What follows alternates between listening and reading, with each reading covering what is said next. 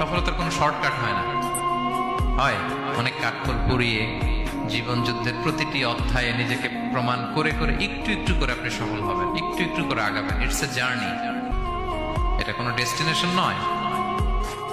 এবং সফল হওয়ার পথ পরিক্রমায় কোনো লিফট নেই, সিঁড়ি বেয়ে উপরে উঠতে হয়। কি বেয়ে? কিন্তু আমরা সফল হতে চাই কিভাবে? ডাইরেক্ট 100 তলায় তো আমি সফল, উপরে সবার উপরে আমি, এইভাবে চাই সফলতাটা। সবার উপরে উঠে যাব, গোল্ড মেডেল গলায় পরাই দিবে, আমরা সাকসেসফুল না। সফলতার রাস্তায় কোনো লিফট থাকে না। কি দিয়ে উঠতে হয়? সিঁড়ি বেয়ে ঘাম জড়িয়ে উঠতে হয়। দেখেন, শুধু আলোর মুখ দেখার জন্য মায়ের পেটে আমাদের কত সময় লাগছে বলেন তো? জাস্ট একটু লাইট, হ্যাঁ, 9 মাস 10 মাস সময় লাগছে শুধু একটু আলো দেখবো আমরা। একটু আলোর মুখ দেখার জন্য আমার লাগছে 9 মাস। আর এখানে আমরা শর্টকাট খুঁজি, খালি কি খুঁজি? সফলতার কোনো শর্টকাট নেই। অল্প এফোর্টে যারা সফল হতে চায় এরা কোনোদিন সফল হয় না।